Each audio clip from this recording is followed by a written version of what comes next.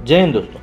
कुछ समय पहले की बात है, शिवसेना के जो संजय राउत हैं उनके ऊपर एक महिला ने कुछ गंभीर आरोप लगाए थे, जिसके बाद आरोप प्रत्यारोप का एक लंबा दौर चला था और उसके बाद ये पूरा मामला कुछ हद तक ठंडा पड़ गया था। लेकिन जो आरोप संजय राउत के ऊपर लगे थे वो आरोप कुछ हल्के फुल्के नहीं थे, बल्कि काफ़ी ज़्यादा गंभीर थे। अब शिवसेना संस्थापक बाला साहब ठाकरे के जीवन पर मराठी में बनी फिल्म बालकाडू के निर्माता डॉक्टर स्वप्ना पाटकर को मुंबई पुलिस ने मंगलवार को मतलब 8 जून को गिरफ्तार कर लिया। ये फिल्म 2015 में रिलीज हुई थी और पाटकर हाल में शिवसेना सांसद संजय राउत पर प्रताड़ना का आरोप लगाने के लेकर चर्चा में रही थी।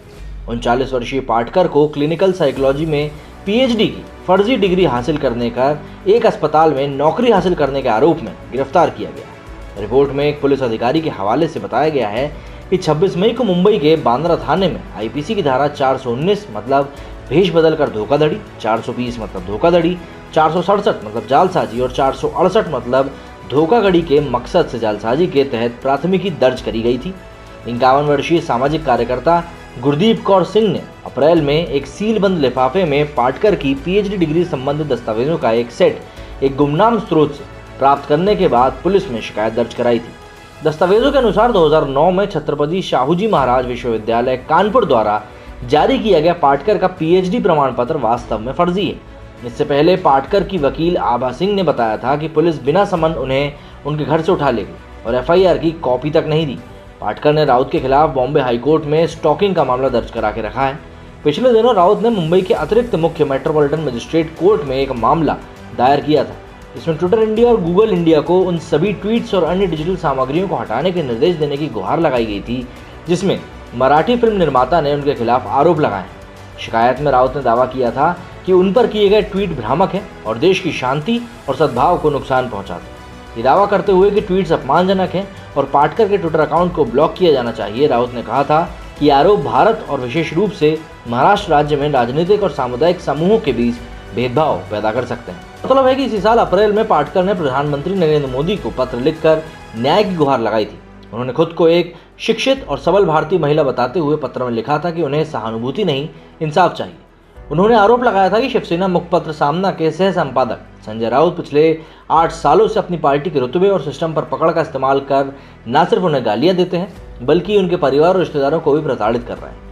पाटकर ने बताया था कि राउत के इशारे पर पुलिस ने उन पर धंधा करने का आरोप भी लगाया था।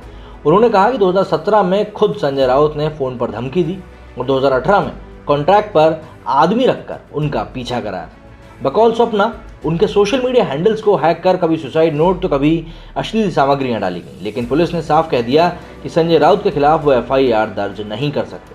पीएम को लिखे पत्र में कहा था कि शिवसेना भवन की 3री मंजिल पर बुलाकर उनके रिश्तेदारों से मारपीट की गई, उनके संपर्क काटने को मजबूर किया गया, साथ ही सब खत्म करने के लिए 4 करोड़ रुपए की वसूली का प्रस्ताव रखने का आरोप भी लगाया गया। स्वप्ना ने आगे पत्र में लिखा कि पुलिस से पूछताछ करवा के भी संजय राउत की राक्षसी खुशी को संतुष्टि नहीं मिलती तो मुझे परेशान, प्रताड़ित और बदनाम करके मेरा चरित्र हनन किया जाता है। वो कहते हैं कि पुलिस के पास जाओगी तो भी कुछ नहीं होगा। 2013 में मेरे ऊपर 2 बार हमला हुआ, जांच अभी तक चल रही है, कोई आरोपित नहीं मिला। 2014 में एसीपी प्रफुल्ल भोसले ने बिना कारण मेरे खिलाफ जांच शुरू कर दी। मुझ पर संजय राउत ने फिरौती मांगने का आरोप लगाया गया। 2015 में मेरा पीछा करना शुरू किया गया, मुझे धमकियां मिलना शुरू हुई। मैं किससे बात करती हूं, किससे नहीं करती हूं, इस पर नियंत्रण करने की भी कोशिश करेगी। मैं कहां जा रही हूं, क्या कर रही हूं, संजय राउत पर का सब पे ध्यान रहता था। मुझे रोज ईमेल भेजकर बताना होता था कि मैं कहां गई, किससे मिली। बात न मानने पर पुलिस का नया मामला बनाया जाता था। ऐसे में इतनी सारी चीज़ों के बावजूद अब इस तरीके से ये बात सामने आना कि इस महिला को गिरफ्तार कर लिया गया है, कहीं ना कहीं संदेह की सुई तो उठाता ही है।